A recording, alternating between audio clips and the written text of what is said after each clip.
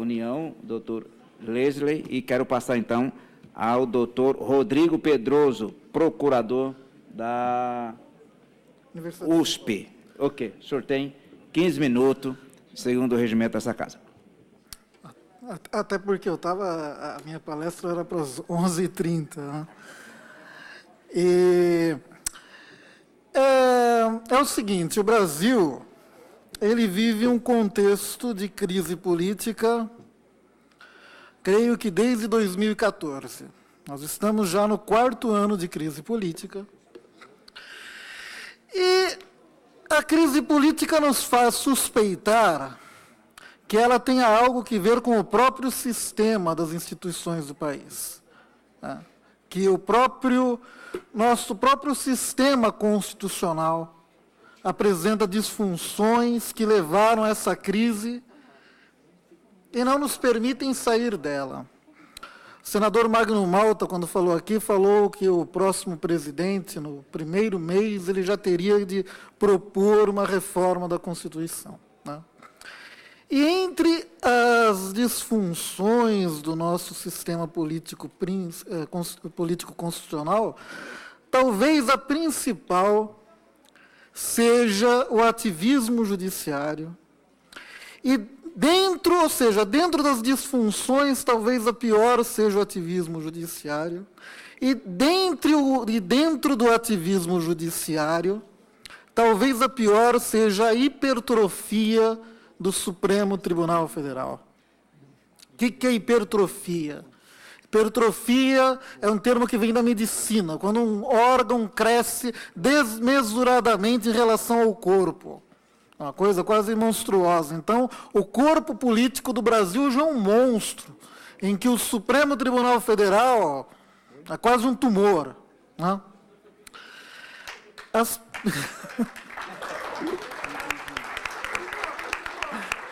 Quase um tumor, eu disse. É preciso, em primeiro lugar, desfazer um equívoco que as pessoas consideram o ativismo judicial uma posição legítima, uma corrente, uma escola do direito, uma corrente como qualquer outra. Como se fosse normal, até dizem, aquele juiz é ativista, aquele outro é partidário da autocontenção, como se fossem coisas intercambiáveis e valessem a mesma coisa, como se não houvesse nenhum problema. Né?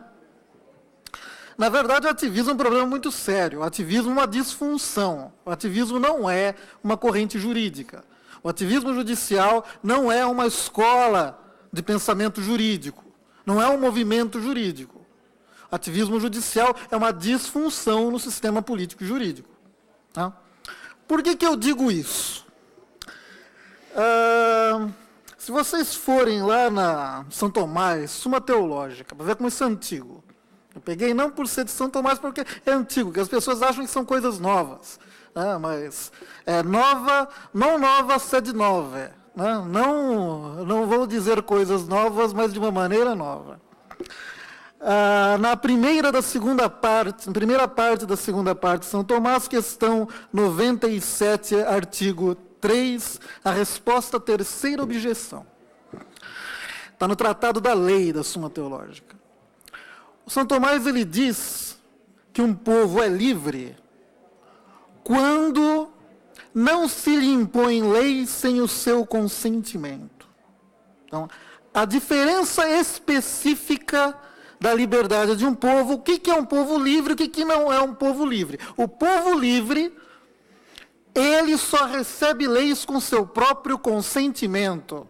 Para que serve lei? Vocês querem saber para que serve lei? Leiam o inciso 2º do artigo 5º da Constituição Federal. Ninguém será obrigado a fazer ou deixar de fazer alguma coisa, senão em virtude de lei. Então, lei serve para o quê? Serve para obrigar as pessoas a fazer ou não fazer alguma coisa. O pessoal laicista, abortista, marxista, liberal, libertário, secularista, etc., nos criticam, dizendo, vocês querem impor os seus valores. Mas, gente, é para isso que a lei serve. A lei serve para impor valores.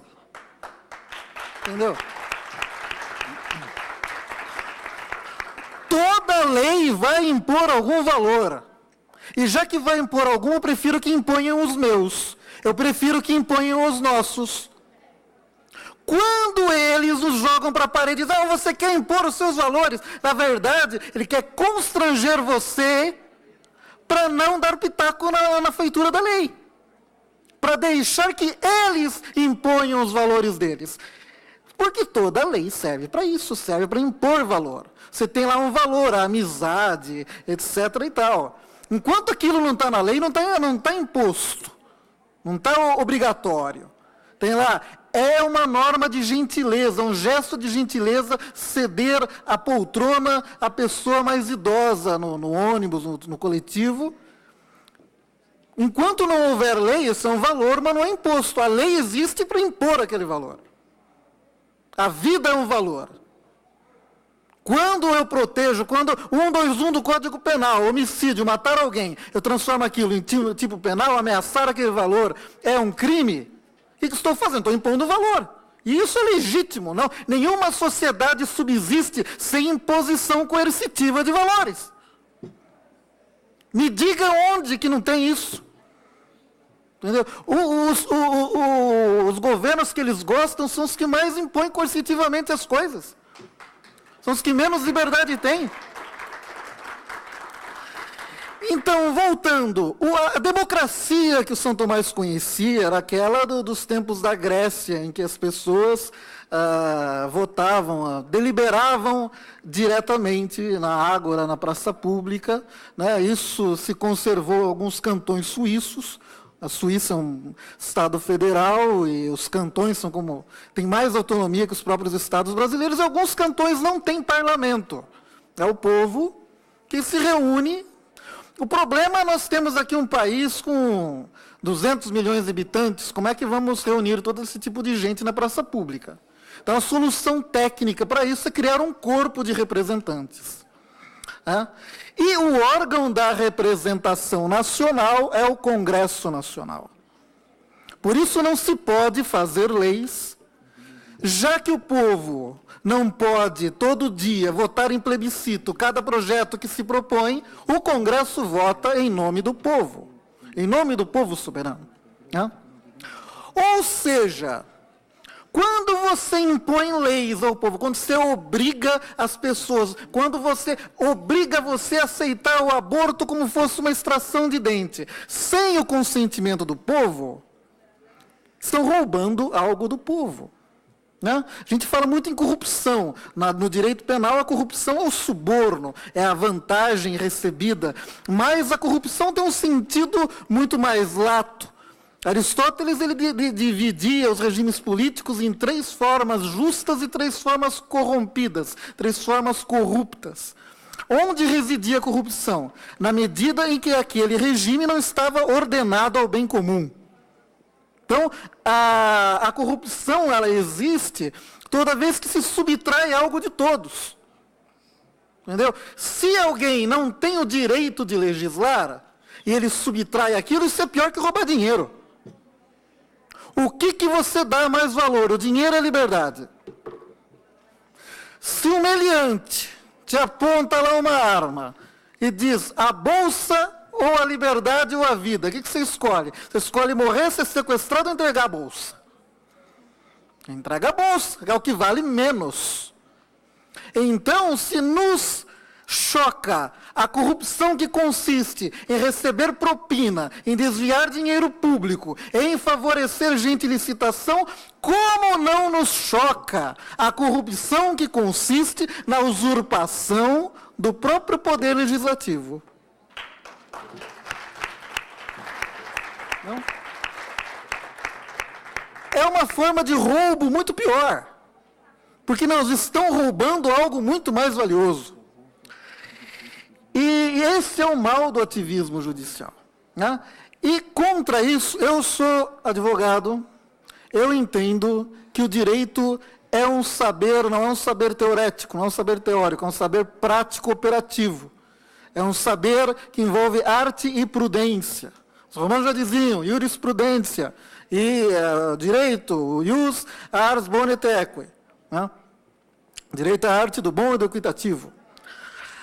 Nesse sentido, quando me propuseram essa palestra, a minha ideia é o seguinte: eu tenho que dar uma orientação prática. Eu tenho que dar uma orientação operativa, para as pessoas fazerem alguma coisa. Eu vou dar a receita. Essa é a minha parte. Se vão fazer, eu não sei. Tem uma medida preventiva. Uma medida preventiva, uma vacina, vamos dizer assim. Uma medida preventiva, uma vacina contra um erro. Na palestra do Dr. José Paulo, ele falou, quando o Supremo erra, o que a gente faz? Então, é mais ou menos, não direcionado ao Dr. José Paulo, mas direcionado à pergunta dele. Primeiro, a gente pode prevenir o erro. Né? Estamos aí com a DPF 442 e a DIN 5581, aí prestes a ser, o que vamos fazer para prevenir esse erro? E, se o erro acontecer, e como já aconteceram vários erros, entendeu? Isso daí nós estamos numa situação de risco, mas ela já aconteceu algumas vezes, que o professor Hermes já citou. O que fazer quando o erro já foi feito? Né?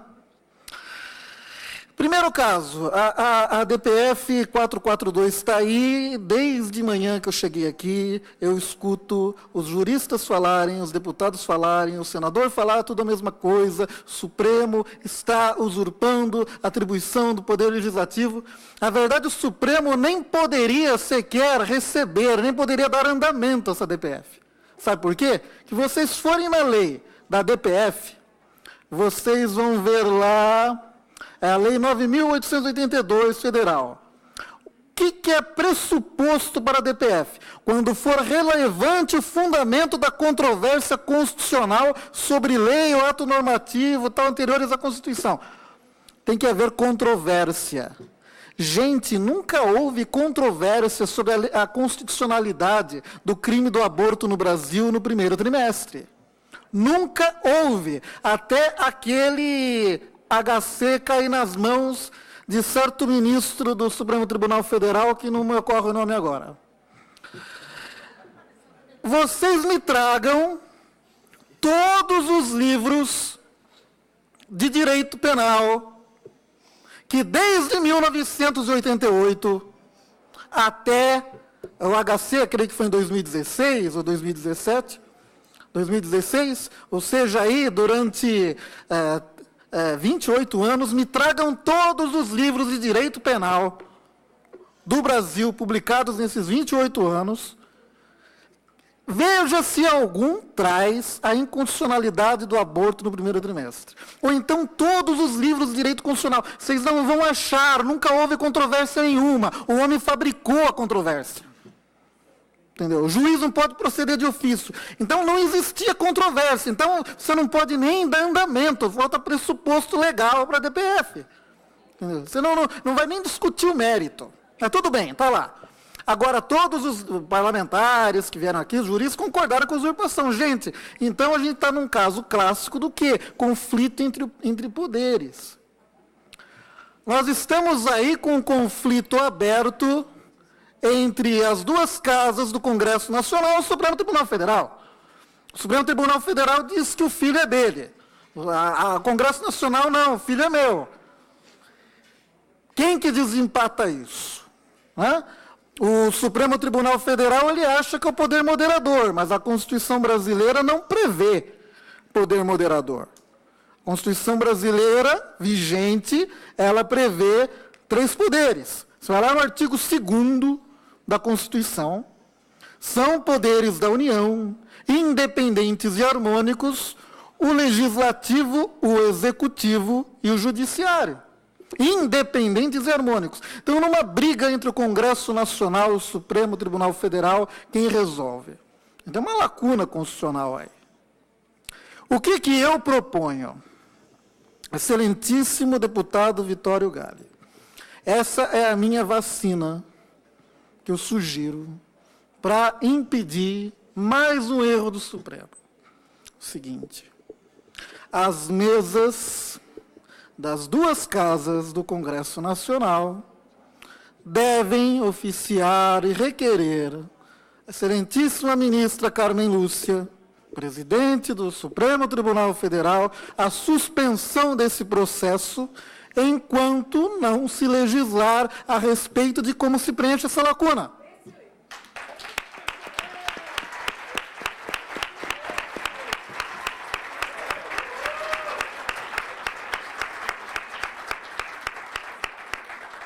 Uma suspensão de 12 meses.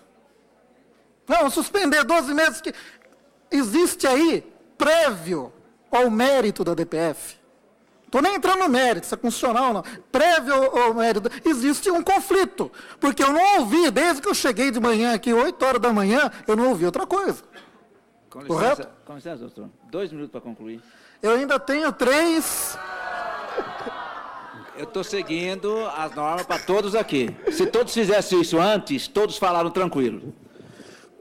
Mas não foi a gente que controlou a mesa. Então, essa é a sugestão. Pedir a suspensão desse processo por 12 meses. Por favor, eu até vou sacrificar, eu sou linguarudo, eu sou falador. Eu vou sacrificar a minha fala até aí, vou resumir, vou deixar todo mundo curioso. Quem sabe se expressiona, eu volto aqui para falar. Aí eu falo 2 horas que nem pediu o Padre Lodi, que eu falo mesmo, entendeu? Tem assunto. Se a Carmen Lúcia indeferir, e ela pode indeferir, a gente pode entrar com mandado de segurança para o Pleno. E vamos ver o que dá. Entendeu? É uma saída jurídica. Eu estou falando aqui como advogado, que eu não sei fazer outra coisa. Foi isso que... Meu pai era caminhoneiro. Entendeu? E ele sempre falou para mim que sem caminhão o Brasil para. E eles pararam mesmo. Entendeu? Tenho muito orgulho do meu pai, trabalhando na construção de Brasília, aqui essa cidade do interior do meu pai, trabalhou na construção da Rio Bahia, trabalhou no aterro do Ceasa em São Paulo, puxou café do norte do Paraná, açúcar do Rio Grande do Sul. Tenho muito orgulho do meu pai, os 86 anos dele.